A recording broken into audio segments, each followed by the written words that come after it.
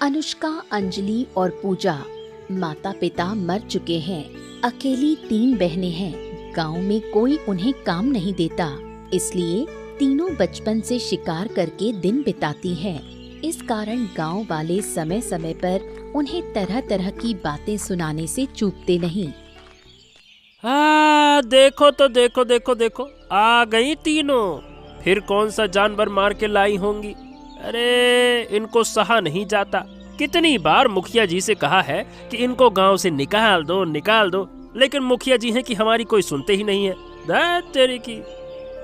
अरे भाई, सुनेंगे। अगर हम जोर देकर कहें तो जरूर सुनेंगे। इन तीनों की वजह से हम इस गांव में ठीक से रह नहीं पा रहे हैं। और नहीं तो क्या। अरे भाई, तुम काम करके खाओ, ऐसा क्या करने की जरूरत है। ये कोई भी बात नहीं सुनती है। हमारे मासूम पशु पक्षियों को मारकर आखिरकार इनको क्या फायदा होता है? अरे फायदा क्या, इन्हें तो कोई काम नहीं करना पड़ता। जंगल में जाती हैं, कोई जानवर पकड़कर मार लाती हैं, फिर क्या पैर उठाकर आराम करती हैं एकदम मस्त। लेकिन अब देख लेना, इनका भी कुछ निपटारा कर देंगे। भास्कर बाबू को कहेंगे कि इन्हें गांव से निकाल दें। ये हमारे गांव के लिए अभिशाप बन गई हैं। अभिशाप नहीं है तो और क्या है। अब जंगल के पशु पक्षी मार रही हैं, 2 दिन में देखोगे कि ये हमारे घरों में आकर हमारे पाले हुए पशु पक्षियों को मार देंगी। फिर क्या करोगे? और नहीं तो क्या। मैं तो कहता हूँ ऐसा हरगिज नहीं होने दिया जाएगा। देखा ना तुम लोगों ने, फिर हमें ही नीचा दिखाया। ये कौन सा नई बात है। ये तो रोज ही हमें कुछ ना कुछ सुनाते रहते हैं। तुम उनकी बातों पर ध्यान मत दो। ध्यान ना दूं तो क्या करूं। वो जिस तरह की बातें करते हैं सुनकर सहा नहीं जाता, और रोज एक ही बात सुनना अच्छा नहीं लगता। अच्छा लगे या ना लगे, गांव के लोग तो बातें सुनाएंगे ही, इसलिए उनकी बातों पर दुख मत मनाओ। अगर हमारे माँ पिता जिंदा होते तो हमें ऐसी बातें सहन नहीं करनी पड़ती। हमारे माँ पिता जिंदा होते तो हमारी जिंदगी ऐसी ना होती। हम पढ़ते, ठीक से जीवन बिताते। इन बातों को लेकर दुख मत कर। हम तो अब ठीक ही हैं। देखो, शिकार कर रहे हैं, मांस बेचते हैं, आराम से दिन बिताते हैं। तुम भी अब उन्हीं लोगों जैसी बातें कर रही हो दीदी। सुनो, उन्होंने कहा हम गांव का अभिशाप हैं, जबकि हमने किसी का कभी कोई नुकसान नहीं किया, तो वो हमें अभिशाप क्यों कहते हैं? एक बात सुनो, जब तुम किसी के मन के मुताबिक नहीं रह पाओगी, तब लोग समझेंगे कि तुम अभिशाप हो। हम लोगों की पसंद के मुताबिक नहीं रह पाए। कैसे रह पाते? इस गांव में हमने काम ढूंढा, किसी ने हमें काम नहीं दिया, सबने बस अपमान किया। अब जब हम खुद काम करके खाने लगे हैं तो किसी से सहन नहीं हो रहा। जो कहना है कह लो, हम तो ऐसे ही हैं, हमें उनकी कोई परवाह नहीं। पूजा, मैं तुझे आखिरी बार कह रही हूँ, आगे कभी उनकी बातों पर ध्यान मत देना। ठीक है दीदी, मैं अब कभी उनकी बातों पर ध्यान नहीं दूंगी, दुख भी नहीं मनाऊंगी। जब वो बात करने लगे तो याद रखना, यही सोचना कि हम ठीक हैं, काम करके खा रहे हैं, चोरी नहीं कर रहे, और काम करना कोई बुरी बात नहीं। क्या हो गया? क्या बात है? तुम सब आज फिर से क्यों इकट्ठा हुए हो? आज हम न्याय कराने नहीं आए हैं बाबू, आज आपके पास शिकायत लेकर आए हैं। फिर से वही बात। अब बताओ, किस लिए आए हो तुम लोग? बाबू, हम आए हैं कि उन अभिशप्त 3 बहनों को हमारे गांव से विदा करवा दें। आप कब उन्हें गांव से विदा कराएंगे, आप तो ये बताइए। अरे देखो, चाहता तो मैं भी यही हूँ। अब तुम लोग बताओ कब निकाल सकते हैं। और देखो, ये बताओ, क्या ये वाकई में हमारे गांव के लिए अभिशाप हैं? ये सच है क्या? सब बताओ, बोलो।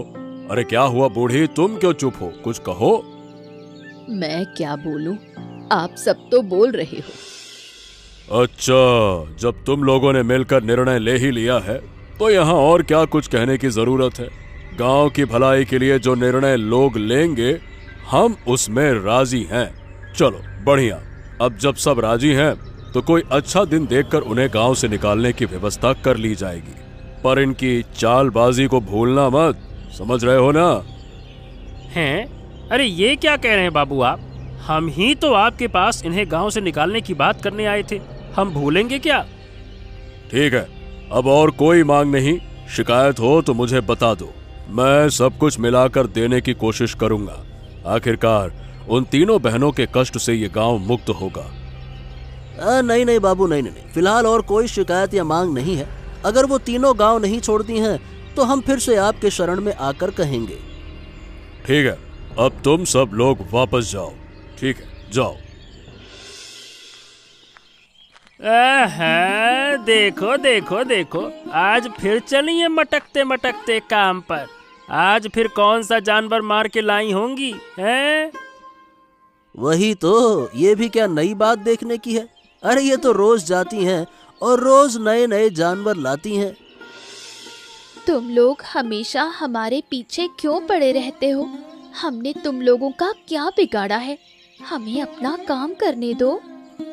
देखो देखो भैया, तकरार कर रही हैं, बदतमीजी कर रही हैं। बड़ी आई, इतना पाप कर रही हैं, फिर भी इनको कोई सीख नहीं मिलती है। अरे सीख कैसे मिलेगी? अब तक सिखाई ही नहीं गई सीख। अगर भास्कर बाबू इन्हें गांव से निकालेंगे नहीं तो सीख कहाँ से मिलेगी? गांव से निकाल देंगे क्या? ये गांव भास्कर बाबू का है क्या? हम भास्कर बाबू के मकान में रहते हैं क्या? ये हमारा पैतृक ठिकाना है। वो सब काम नहीं आएगा। अब भास्कर बाबू ने कहा है कि तुम्हें गांव से निकाल ही देंगे। तुम्हारी ये बकवास मैं बहुत दिन से सुन रही हूँ। अब चुप रहो, फिर कभी हमारे पीछे मत पड़ना। अगर पड़े तो उसका नतीजा बुरा होगा। अरे नतीजा बुरा माने तो क्या करोगी? क्या लोगी तुम लोग? क्या करूंगी देखना चाहते हो? रहने दो दीदी, छोड़ दो। इन लोगों से बात करके कोई फायदा नहीं। ये हमेशा ऐसे ही कहेंगे और कहते रहेंगे। बिल्कुल नहीं, हमने इनकी परवाह नहीं की, इसलिए इनकी हिम्मत बढ़ गई है। जब भी हम इन्हें कहीं मिलते हैं ये लोग हमारा अपमान करने का बहाना ढूंढ लेते हैं। मैं समझ नहीं पा रही कि हमने इनका क्या नुकसान किया। नुकसान नहीं पहुंचाया? अरे तुम तो अभिशप्त हो, अभिशप्त। श्रापित हो तुम लोग एक तरह से। फिर से वही बात। अब इस बात को यहीं खत्म कर दो। आज मैं इन्हें सबक सिखाकर ही छोड़ूंगी। अलक निरंजन, अरे घर में कोई है क्या? एक बार थोड़ा बाहर तो आओ, मेरी थोड़ी मदद कर दो। कौन है घर में? अरे क्या हो गया? इस तरह से घर के सामने चिल्ला क्यों रहे हो? ये एक सभ्य व्यक्ति का घर है। अरे मुझसे गलती हो गई, मुझे समझ नहीं आया। पर क्या आप मेरी थोड़ी मदद करेंगे? मैं किसी भिखारी की मदद नहीं कर सकता। तुम लोग जैसे भिखारियों की मदद करने के लिए पैसे कमाता हूँ क्या है? आप गलत समझ रहे हैं। मैं कोई भिखारी नहीं हूँ, मैं एक साधु हूँ, साधु। वही तो, साधु और भिखारी में फर्क क्या होता है? तुम थोड़ा ठीक से भीख मांगते हो, भिखारी भगवान के नाम पे दे दे करके भीख मांगता है। दोनों ही तो सड़कों पर भटकते हो ना। आप हमारा अपमान कर रहे हैं। अगर आप मदद नहीं करना चाहते तो कोई बात नहीं, पर आप अपमान नहीं कर सकते। अपमान नहीं कर सकूंगा? अबे तुम जैसे भिखारियों को क्या शान और क्या अपमान। तुम्हारी तो किस्मत अच्छी है, मैं अभी भी तुम्हें इस घर के बाहर ठहरने का समय दे रहा हूँ, समझे? नहीं तो मैं धक्के मार के बाहर निकालूंगा। इतनी बड़ी बात, तुम जानते हो इसका क्या नतीजा होगा? जानते हो? क्या नतीजा? मेरे घर के बाहर खड़े होकर मुझे नतीजे के बारे में बताओगे? तुम्हारी हिम्मत कम नहीं है। रुक जाओ, मैं अभी तुम्हें धक्के मारकर बाहर निकालने का इंतजाम करता हूँ। रुक जाओ। तुम्हारा ये अहंकार एक दिन तुम्हें मेरे पैरों के पास ले आएगा। मैं तुम्हें अभिशाप देता हूँ। मैं इस पूरे गांव पर अभिशाप देता हूँ। ये गांव, यहाँ के लोग स्वस्थ रूप से जी ही नहीं पाएंगे। जा। अरे तू जा जा जा जा जा यहाँ से। बात करता, देख लेंगे जो होगा। तुझ जैसे फकीर भिखारियों से मेरा और हमारे गांव वालों को कोई डर नहीं है। अबे चल जा यहां से, निकल, बेवकूफ कहीं का।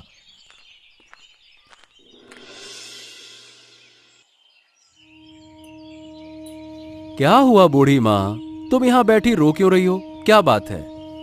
क्या बताऊं बेटा, अब तो मेरे पास कुछ भी नहीं बचा। इस गांव में अचानक क्या शुरू हो गया, कुछ समझ नहीं पा रही हूँ। पहले तो कभी ऐसी घटनाएं नहीं हुई। यही तो बूढ़ी माँ, मैं भी कोई सिरा नहीं पकड़ पा रहा। जहाँ भी जाता हूँ सब बीमार पड़े हैं। न जाने और कौन सा संकट हमारे गांव पर आने वाला है। मेरा एक ही पोता है, उसी के सहारे मेरा घर चलता है, मगर अब वो भी बीमार पड़ गया। क्या करूं मैं अब? इस बीमारी की कोई दवा अभी तक कोई नहीं ढूंढ पाया। हाँ, क्या बताऊं बूढ़ी माँ, हर घर की यही हालत है। हमारे घर में भी बीमार लोगों की कोई कमी नहीं है। जहाँ भी जाता हूँ बीमार ही बीमार दिखते हैं। अचानक ऐसा क्यों हो गया? हमने कौन सा पाप किया था?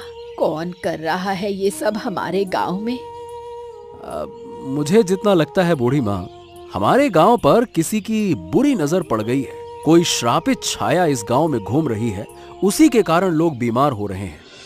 मैं भी यही सोच रही हूँ। मेरा नाती बार बार एक छाया का जिक्र करता है। जो भी बीमार पड़ता है वही छाया की बात करता है। तो क्या वो शापित छाया पूरे गांव में फैल गई है?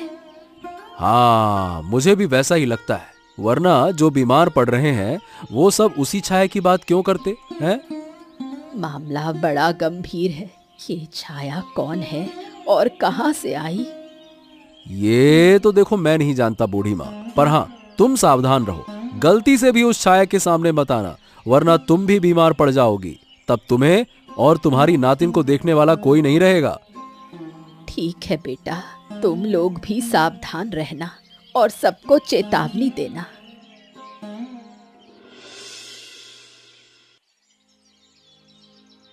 अब क्या करूं, कुछ समझ नहीं आता। सारे गांव के लोग बीमार हैं।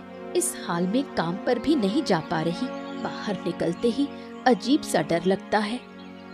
और मत पूछो दीदी, पूरे गांव में रोने धोने की आवाजें गूंज रही हैं। जहां भी जाती हूँ बस सिसकियां सुनाई देती हैं। तो अब हम क्या करें? इस गांव को छोड़कर कहीं और चले क्या? बिल्कुल नहीं।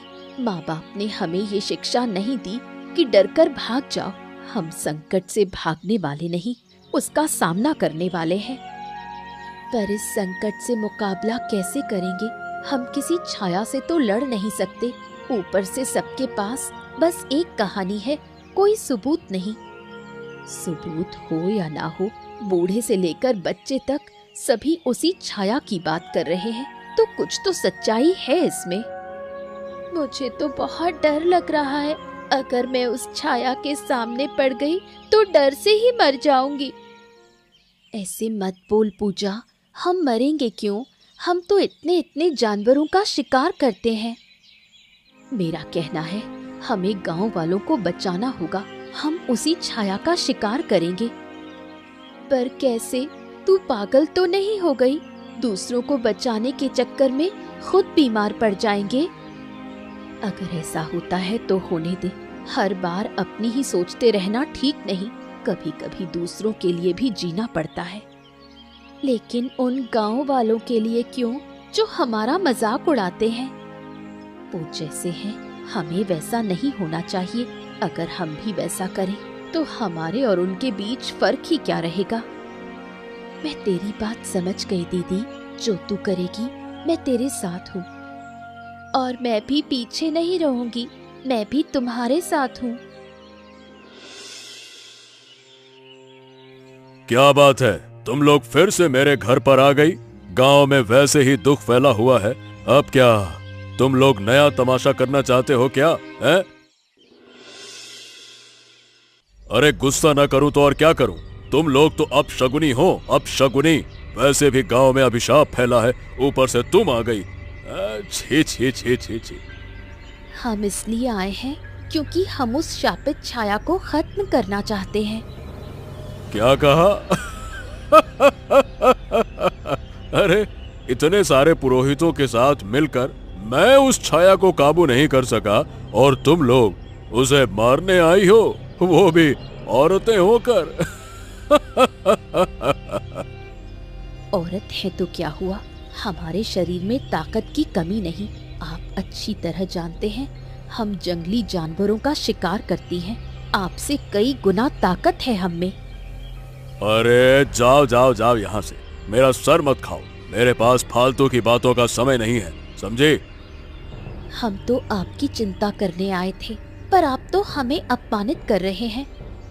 हाँ, ठीक है, एक मौका देता हूँ। अगर उस एक मौके में असफल हुई तो तुम्हें ये गांव छोड़ना होगा।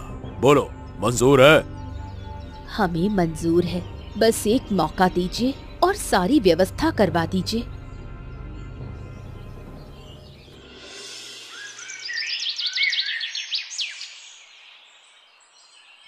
भास्कर बाबू की बात मानकर तीनों बहनों ने छाया को मारने की कोशिश की, लेकिन वो असफल रहीं। देखो ना, मैंने मना किया था। वो छाया साधारण नहीं है, उसकी शक्ति असीम है। हम उसका कुछ नहीं बिगाड़ सकते। ऐसा मत कह पूजा, हर चीज की कोई ना कोई कमजोरी होती है, कोई भी शक्ति अजय नहीं होती। बस अब बहुत हुआ, मैं तुझे इन सब में फिर नहीं पड़ने दूंगी। देख तो अपनी हालत कैसी हुई है। ऊपर से भास्कर बाबू ने शर्त रखी है, अगर असफल हुए तो गांव छोड़ना होगा। अगर ऐसा है तो मैं गांव छोड़कर भी उस छाया को मारूंगी। मैं हार नहीं मानूंगी। मेरे खून की एक एक बूंद व्यर्थ नहीं जाएगी। ये जिद छोड़ दे, हम तीनों ही तो एक दूसरे का सहारा हैं। अगर किसी एक को कुछ हो गया तो बाकी कैसे जिएंगे? मैं तो तुम्हें दोनों को खोकर नहीं जी पाऊंगी। कृपया अब उस छाया के पीछे मत जाना। अगर तुम लोग नहीं जाना चाहो तो मत जाओ, मैं अकेली जाऊंगी और विजयी होकर लौटूंगी। ठीक है, तो हम भी तेरे साथ चलेंगे, तुझे अकेला नहीं छोड़ सकते। हाँ दीदी, हाँ दीदी सही कह रही है, मैं भी तुम्हारे साथ हूँ।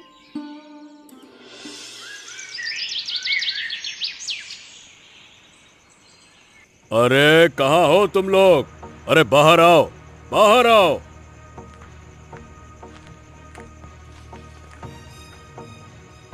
आना ही पड़ा, तुम लोगों ने मजबूर कर दिया। हमारा समझौता याद है ना? अगर छाया को नहीं मार पाई तो गांव छोड़ना होगा।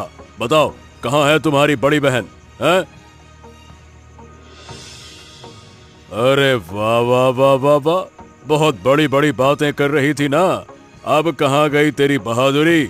बताओ, कब छोड़ोगी ये गांव? लोग तुम पर भड़क रहे हैं। थोड़ा समय दीजिए बाबू, हम वादा निभाएंगे। हमने कभी अपने शब्द से मुकरना नहीं सीखा। अच्छा, तो बताओ कब जाओगी? आज रात तो संभव नहीं, कल सुबह ही हम चले जाएंगे। पर दीदी, हम कहाँ जाएंगे? आप बाबू से कहिए ना, हमें माफ कर दे, रहने दे यहाँ। पूजा, मैंने तुझे ऐसा कभी नहीं सिखाया। माता पिता ने हमें सिर ऊंचा करके जीना सिखाया है। ये हमारा पुश्तैनी घर है, अगर रहना है तो इज्जत से रहेंगे, किसी की दया पर नहीं। दीदी बिल्कुल सही कह रही है, हमने कोई अपराध नहीं किया कि भास्कर बाबू से माफी मांगे। बाबू, आप घर जाइए, कल सुबह तक हम इस गांव से चले जाएंगे। ठीक है, याद रहे, फिर कभी मुझे कहना ना पड़े। हाँ, कहने की जरूरत नहीं पड़ेगी, कल सुबह तक आपको खबर मिल जाएगी कि हम जा चुके हैं। अगले दिन सुबह तीनों बहनें गांव छोड़कर छाया के पीछे पीछे चलने का निर्णय लेती हैं। छाया का पीछा करते करते वो साधु के आश्रम में पहुंच जाती हैं। अरे किसकी हिम्मत है इतनी? मेरी छाया का पीछा करने वाली तुम लोग हो कौन? माफ कीजिए बाबा, हम सामान्य शिकारी हैं। हम इस छाया का शिकार करने आए हैं। क्या ये छाया आपकी है? हाँ, छाया मेरी है। तुम लोग इसे क्यों शिकार करोगी? ये छाया हमारे गांव वालों को बहुत हानि पहुंचा रही है। हमारा गांव अब बीमारी से भर गया है, इसलिए हम इसका शिकार करने आए हैं। तुम लोग इसे शिकार नहीं कर पाओगी। तुम लोगों के गांव वाले जितना पाप करते हैं, ये छाया उतना दंड देगी। ये उनका कर्म फल है। हम समझ रहे हैं आप किसी से नाराज हैं। आप हमें बताइए, हम समस्या का हल ढूंढने की कोशिश कर रहे हैं। ये आपके क्रोध का हल नहीं हो सकता। इसके कारण कितने निर्दोष लोग मर रहे हैं। उससे मुझे क्या? मैं इन सब बातों का हिसाब नहीं रखता। मुझे गांव से अपमानित करके निकाल दिया गया। देखिए बाबा, जिन लोगों ने आपके साथ अन्याय किया है, हम उन्हें दंड देंगे। वो व्यक्ति आपके पास आकर माफी मांगेगा, तब आप शांत होंगे। आप कृपया अपनी इस छाया को रोक लीजिए।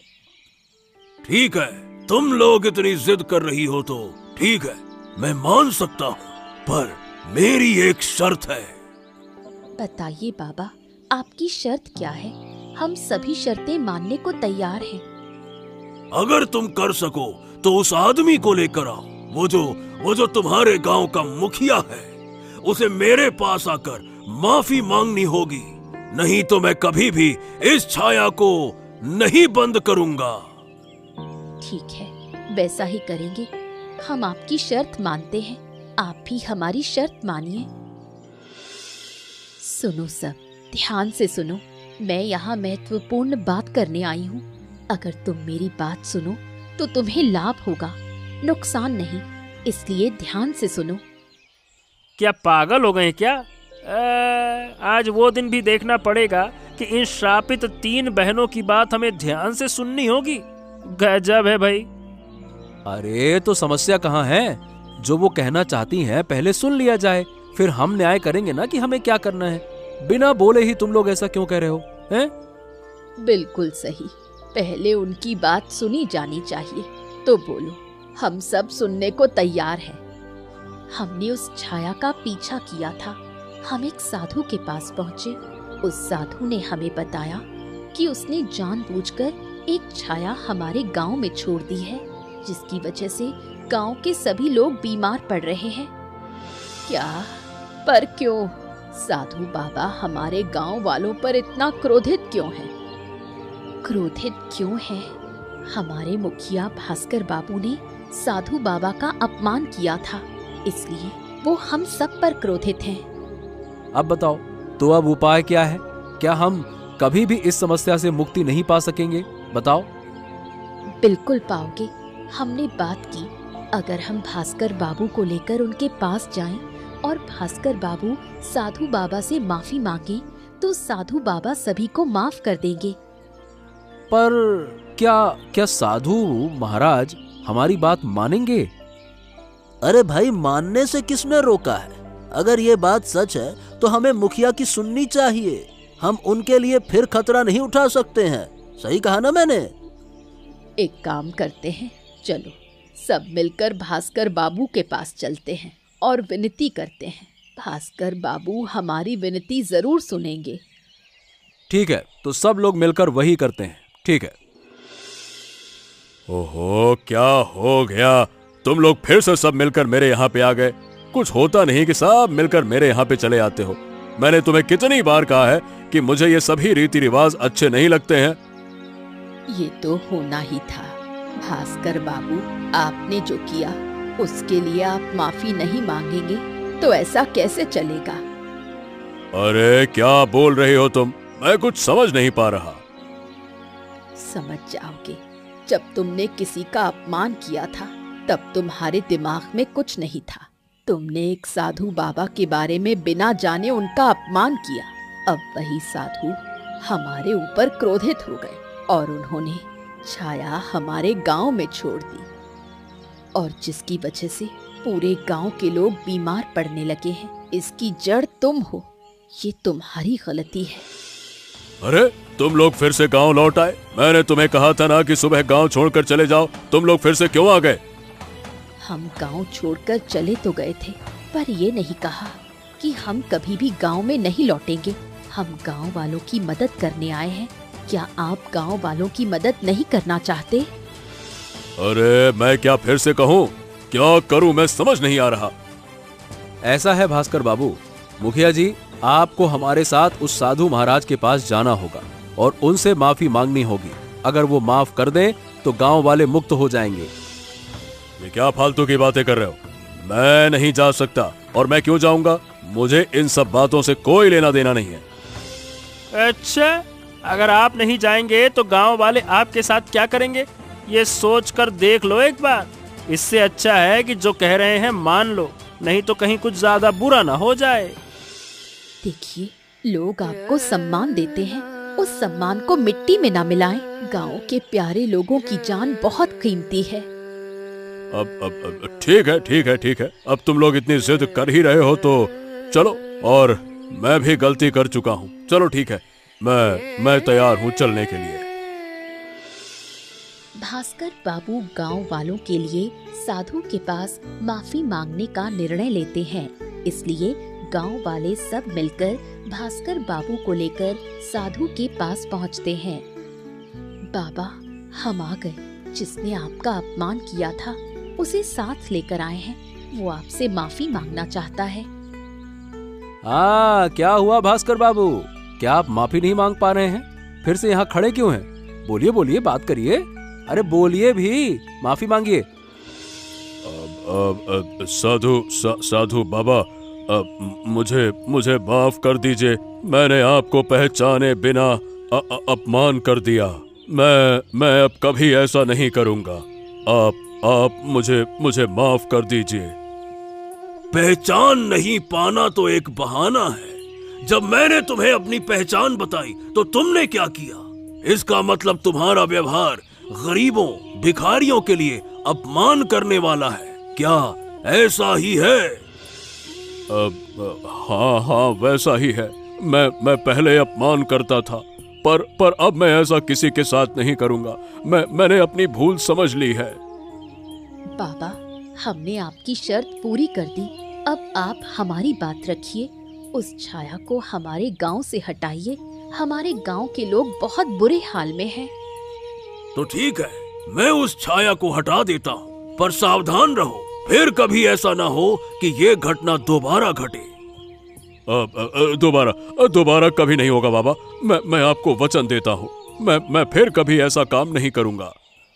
हाँ, देखा भास्कर बाबू, मैंने कहा था ना, तुम्हारा ये अहंकार तुम्हें मेरे आगे लाकर घुटने टिकवा देगा। मेरे पैरों में गिरकर तुम्हें माफी मांगनी होगी। मैंने ऐसा कहा था और ऐसा ही हुआ। हाँ, ऐसा ही हुआ। मैंने अपनी गलती से सीख ले ली है। मैं समझ गया कि धनी गरीब सब एक समान है। कोई भी मनुष्य अभिशप्त नहीं हो सकता और कोई भी नीच या घृणित नहीं होता। माफ करिए। उसके बाद धीरे धीरे गांव के सब लोग स्वस्थ हो गए। अंततः गांव वाले समझते हैं कि तीनों शिकारी बहनें असल में शापित नहीं थीं। वो लोगों की भलाई के लिए काम करना जानती हैं। इसलिए गांव के सब लोग तीनों बहनों को हृदय से स्वीकार कर लेते हैं। देखो तुम लोगों, जिन्हें तुम गांव से निकालना चाहते थे, उसने ही गांव के हर एक इंसान की जान बचाई है, खुद की जान जोखिम में डालकर। बूढ़ी माँ, हमें कोई फर्क नहीं पड़ता कि गांव वाले हमें देखना भी चाहे या नहीं, पर हम इस गांव के हर एक सदस्य को अपना मानते हैं। जब हमारा कोई अपना संकट में पड़े तो क्या हमें उसकी मदद नहीं करनी चाहिए? और हमें हमारे माँ बाप ने सिखाया, दुश्मन हो या दोस्त, जो संकट में होगा उसकी ही मदद करनी चाहिए।